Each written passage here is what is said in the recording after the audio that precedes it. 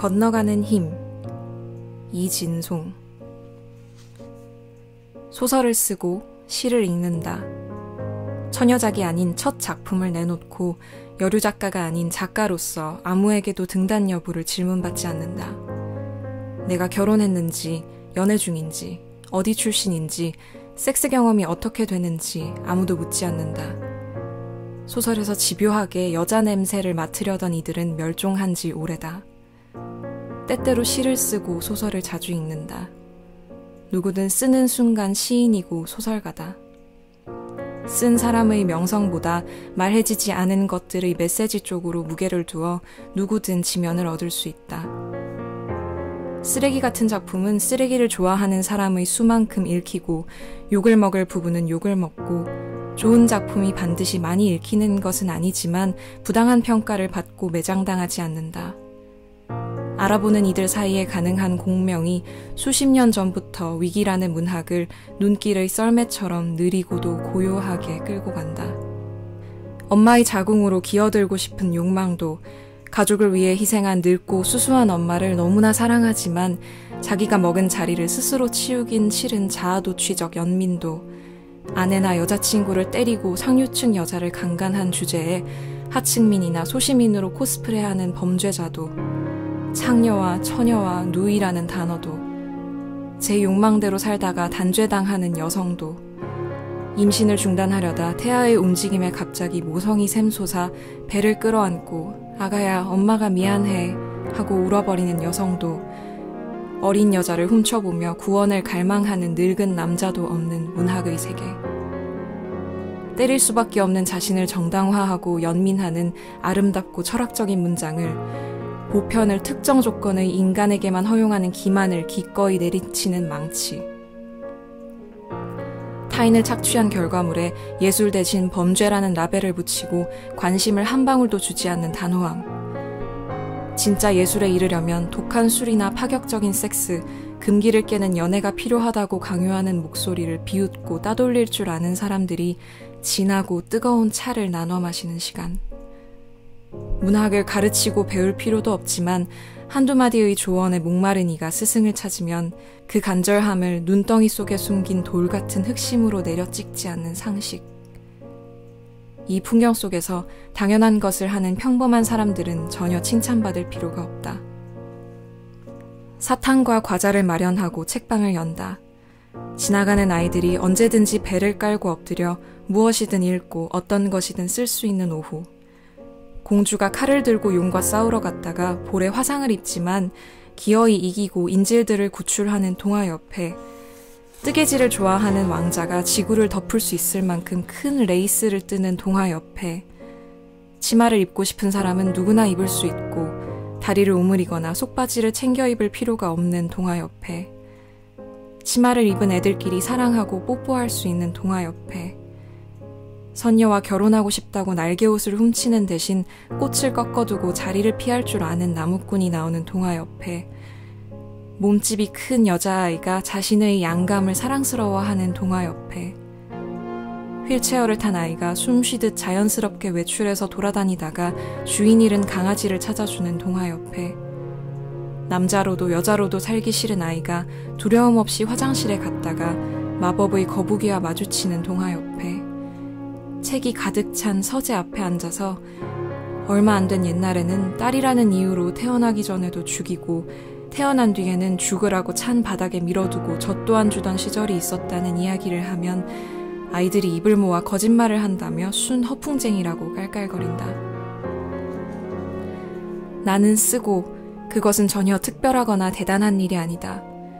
여성이 누군가의 엄마나 여자친구나 여동생이 아닌 주인공이 되는 가슴과 엉덩이가 아니라 욕망과 서사와 역사를 갖고 움직이는 여성이기 때문에 더 따뜻하거나 보호 본능을 발휘하기는커녕 시퍼렇게 분노하고 세상을 손에 넣으려고 탐욕을 부리는 풍만한 살덩이와 무성한 털을 출렁이며 달리는 허리가 살짝 구부러진 할머니가 거침없이 총을 쏘는 아무렇지 않게 질에 생리컵을 밀어넣고 바다에 뛰어드는 어쩌다 옷에 생리혈이 묻어도 아무도 놀라지 않는 이런 이야기는 이미 너무 뻔하고 진부하다는 말을 듣는다.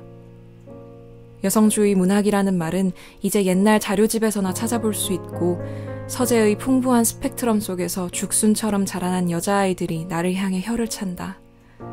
지금이 좋은 시절이라니 이 꼰대. 아직 혁명할 것 투성인데. 처음 페미니스트 유토피아라는 단어를 떠올렸을 때 나는 고민했다. 이것은 미래일까, 장소일까, 관계일까, 제도일까, 정체성일까? 내가 꿈꾸는 유토피아를 완결된 비전 하나로 제시하는 순간 그것은 꼭 내 그릇만큼 좁은 당신들의 천국은 아닐까? 유토피아 자체가 불가능성을 안고 있는 개념이라면 이를 꿈꾸고 추구하는 것이 무슨 의미가 있을까? 최근 몇 년간 나는 남루한 권태에 시달렸다. 아주 어릴 때부터 다른 일이라고는 생각해 본 적 없이 문학의 언저리를 기웃거리며 살아온 나에게 한국 문학의 여성 혐오적 요소나 문인들의 성차별적 언행, 유명세를 이용한 성폭력들이 시차를 두고 물 위의 기름처럼 둥둥 떠올랐다. 명확한 가해가 어렴풋한 풍문으로만 존재할 수 있게 한 집단적인 은폐와 공모까지 낱낱이 보였다. 사랑하는 것들, 그리하여 내 인생과 내 존재의 척추처럼 자리 잡은 무언가를 부정하고 나에게서 떼어내는 작업은 만만치 않고 지금도 진행 중이다. 나는 페미니스트였기 때문에 좌절했지만 그와 동시에 페미니스트이기 때문에 내가 무엇을 해야 하는지 그리고 내가 무엇을 바라는지 알았다. 문학은 원래 그렇다거나 문인들은 원래 개새끼라는 말을 넘어서서 이제까지 존재한 적 없는 문학을 꿈꾸고 실천하는 것. 그러한 공동체를 만들고 유지하는 것. 그 과정에서 싸움이 필요하다면 기꺼이 참여하는 것. 썩은 것을 욕망하는 대신 경멸하는 눈으로 쳐다보면서 그 뒤틀린 구조의 벽돌을 단 한 장도 더하지 않는 것.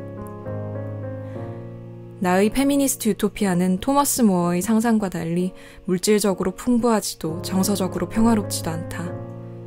물질적 풍요는 경제학이나 경영적으로 완전히 문외한인 나의 상상력 바깥에 있을 뿐 아니라 모어처럼 자연을 무한정 착취하는 데 동의하지도 않기 때문이다. 모두가 전전긍긍하지 않아도 읽고 싶은 책을 살 수 있고 그 책을 읽을 수 있는 저녁을 가지고 권위나 인정에 대한 강박 없이 저만의 이야기와 문장을 쓰고 공유할 수 있기를 꿈꿀 뿐이다. 나는 예술, 특히 문학이 폭력을 정당화할 만큼 특별한 무언가가 아니기를 꿈꾼다. 문학을 사랑하는 사람인 동시에 여성이자 페미니스트로서 순간순간 내가 느껴야 했던 분열감과 위화감 없이 여자아이들이 자유롭게 읽고 상상하고 쓸 수 있기를 꿈꾼다. 여자가 써야 하는 이야기와 여자가 쓸 수 없는 이야기의 경계가 무너진 자리에서 몸에 대한 수치심이나 굴욕감 그리고 세계에 대한 공포와 자기 분열 없이 자란 여자아이가 쓴 책을 읽기를 꿈꾼다. 그런 순간을 당기기 위해서 내가 지치지 않고 꿈꾸고 쓸 수 있기를 꿈꾼다. 이와 동시에 이런 나의 유토피아가 또 다른 이들에게는 충분하지 않은 여전히 뛰고 소리치고 춤추면서 싸워야 할 미완 또는 불완전한 세계이기를 꿈꾼다. 유토피아는 그 자체에 현실의 결핍과 부재가 필요하다. 이름도 어디에도 없는 곳을 뜻한다.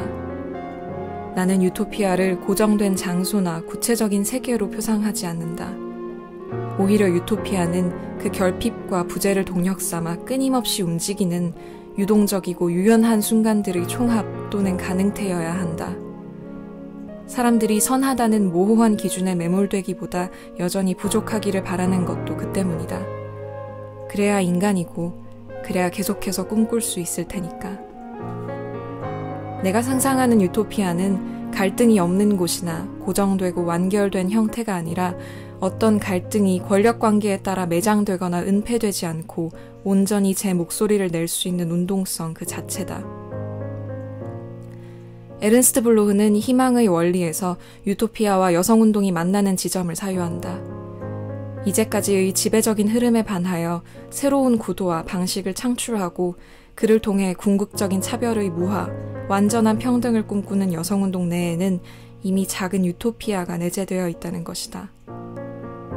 그리고 이 유토피아는 계급 없는 사회가 실현되었을 때 참정권이나 직업을 고를 자유 같은 부분적이고 기만적인 권리에 만족하지 않고 최종적인 해방을 꿈꿀 때 구체화될 수 있다고 말한다. 내가 말하는 가능태로서의 유토피아가 이러한 맥락이다. 현재의 부족함을 인지하고 계속해서 다른 가능성을 꿈꾸는 힘, 그 힘을 발판 삼아 기꺼이 건너갈 수 있는 유연성이야말로 유토피아의 속성인 것이다. 나는 계속해서 건너갈 것이다. 잠깐 빛났다가 사라지는 유토피아적 순간들의 접합부에 기꺼이 매혹되며 유예되는 이상의 조바심 치거나 좌절하지 않으면서 쓰는 일이 나에게는 뗏목이다. 그리고 이 건너가는 힘 안에서 유토피아는 끊임없이 새로운 형태로 재구성될 수 있다.